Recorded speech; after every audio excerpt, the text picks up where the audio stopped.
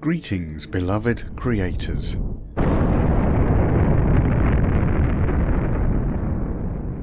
I trust you have found our series so far to be full of intriguing ideas.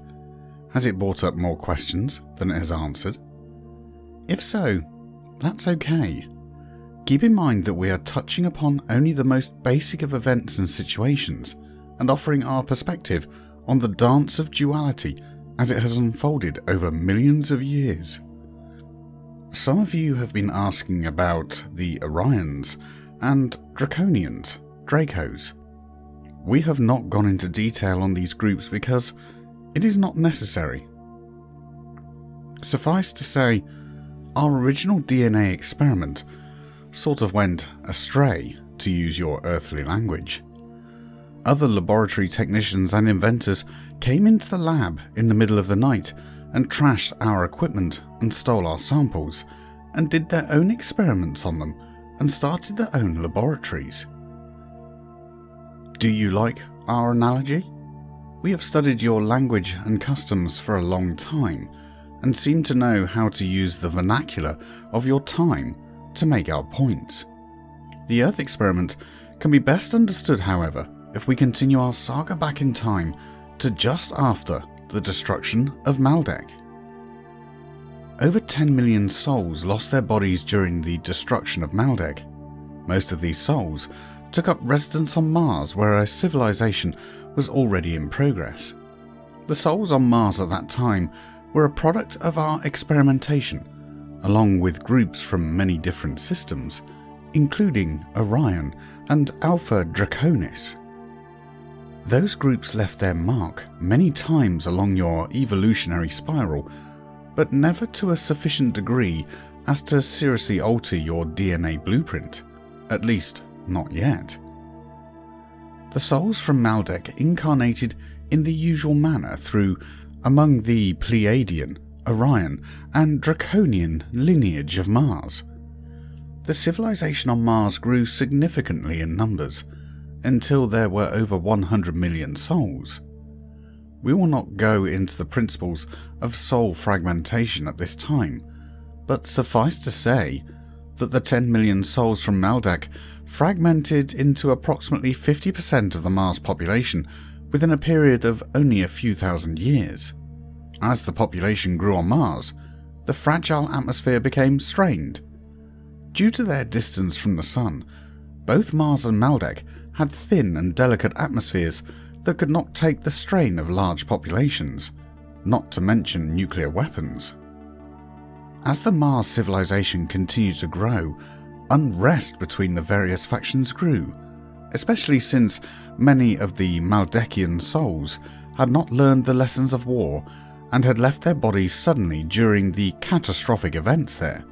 Although most souls are counselled in between lifetimes, there was still a policy of non-interference, except to prevent another planetary explosion, and so Mars's inhabitants were pretty much left on their own, as long as they did not develop weapons sufficient to destroy the entire planet. The explosion of Maldek had altered the orbit of Mars, and changed the EM frequency band significantly. The climate changed, and great canals were built to transport water from the tropical and polar regions into the desert intermediate zones. As the climate continued to become more unstable, wars broke out over water rights, and eventually conventional weapons began proliferating. A form of dirty atomic bombs were developed using heavy metals, uranium, plutonium, etc., and a war broke out using these weapons. Many souls were warned by members of the Brotherhood of Light, later the Confederation of Planets, and were assisted in building underground shelters and eventually underground cities. The Brotherhood and its related organizations neutralized many of the weapons to prevent a repeat of the Maldek experience. Nevertheless, the Martians blew holes in their atmosphere and severely disrupted the ecological balance, to the point of rendering most surface life forms extinct. Some survivors of the atomic bomb blasts made their way underground and joined those already there, Once underground, they continued to rebuild their civilization until a new level of order emerged.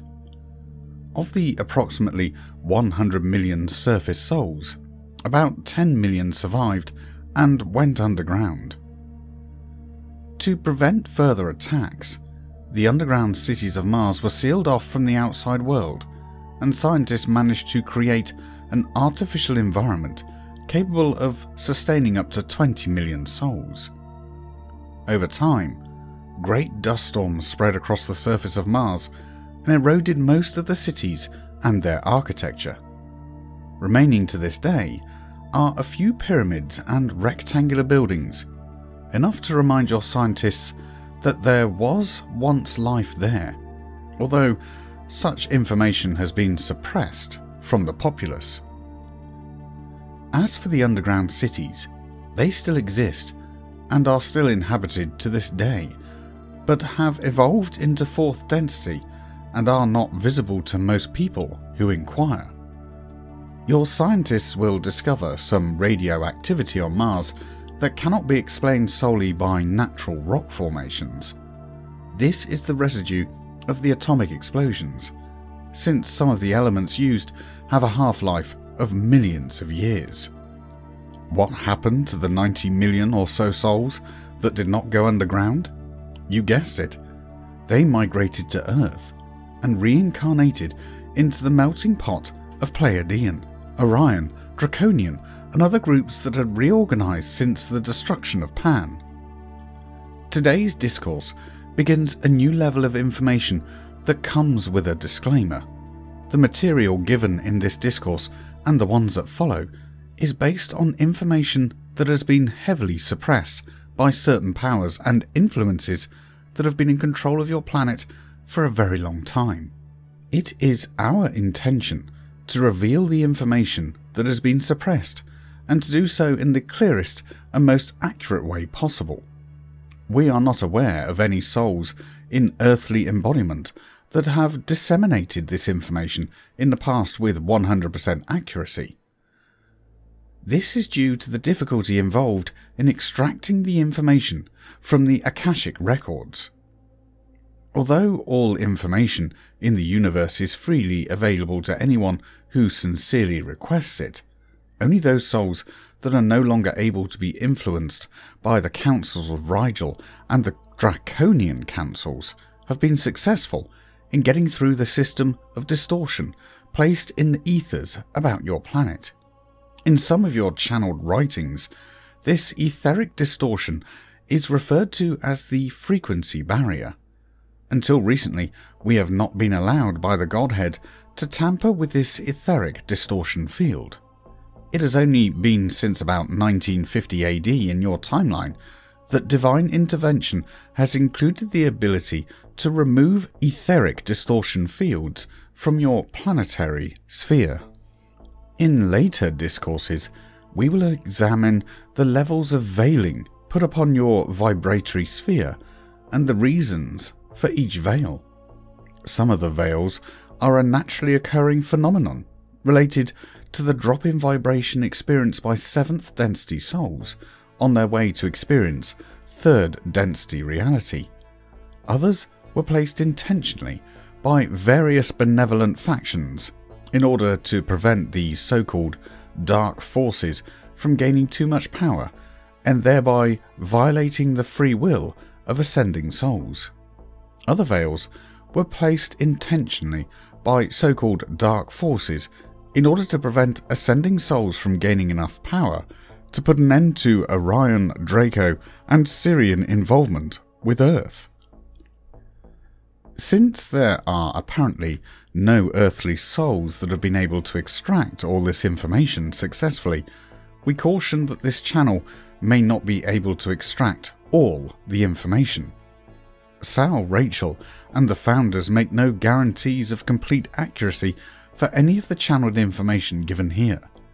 We urge extreme discernment when viewing any channeled material, and would encourage you to be wary of any channeled material that claims to be 100% accurate. That said, we need to lay some groundwork for what is about to be discussed. The Luciferian rebellion is discussed at length in some of your religious writings, including a highly distorted book called Urantia, that to the best of our knowledge was brought to Earth by the councils of Andromeda. The information contained in that book was offered by various entities in the Andromedan councils, who attempted to access the Akashic records during the period 10 million BC to the time of Jesus Christ. Some of the information is accurate and useful, but the Andromedan entities were unable to pierce some of the veils surrounding the period detailed in these discourses. Therefore, many of these entities relied on second-hand information given to them by various members of the Council of Betelgeuse and members of Sirius A and Sirius B, who were participants in the Earth experiment during the time periods covered herein. Many of the angels and ascended masters had accurate information pertaining to that time period, but were not allowed to disseminate the information due to violations of free will and non-interference. The energy transmissions of our group, the Founders, and several other high-density groups are sufficiently able to pierce all the veils, regardless of who or what put them in place. There are certain visualizations and DNA code patterns associated with the stargates and portals that must be accessed in order to pierce the veils. The ancient mystery schools existing at various times on your planet were set up primarily to move souls along the spiritual path, to the point of being able to access these stargates and portals.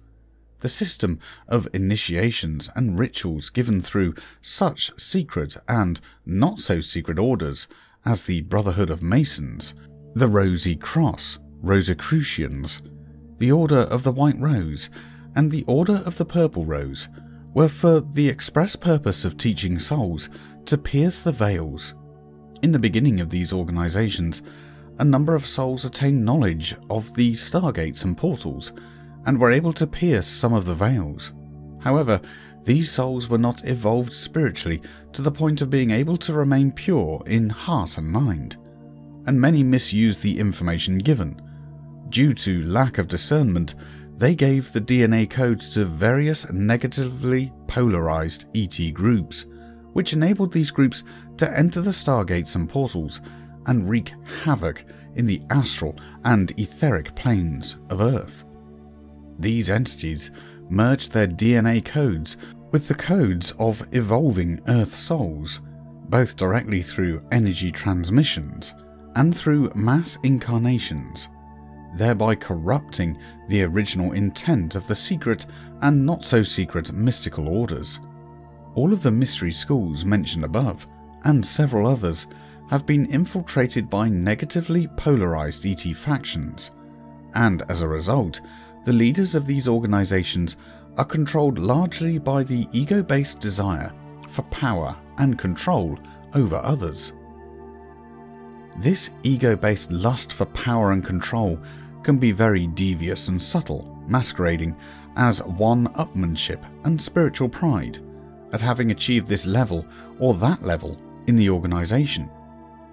With each level attained, the individual accumulates a greater degree of responsibility for the functioning of the organization and regulation of its members. This is especially dangerous when the ego is in charge. There have been numerous well-meaning world leaders who have gotten caught up in these negatively polarized energy fields, while still believing they are doing the work of God. This is one of the reasons certain elements of this information have not been revealed until this time. We, the Founders, are confident that there are now enough souls pure in heart and mind that would not, under any circumstances, misuse the information, that we are giving it through several channels at this time, including this one. We are not giving actual DNA code configurations during this current transmission, but we are giving the energy patterns necessary to pierce the veils. Some souls who attune to these messages will be sufficiently evolved to be able to pierce the veils directly.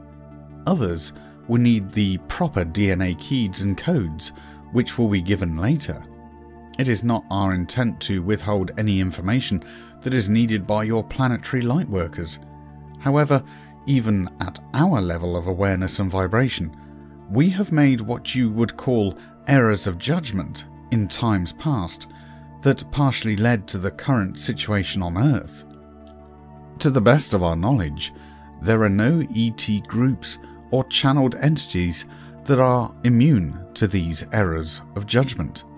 Free will is a complicated and challenging principle at all levels of evolution. While we thoroughly understand the mechanics of free will, we use the utmost caution and respect when making decisions that affect the free will of millions of Earth's souls. Up until about 1950 AD, there were virtually no controls in place to prevent the light and dark factions from battling it out to the bitter end.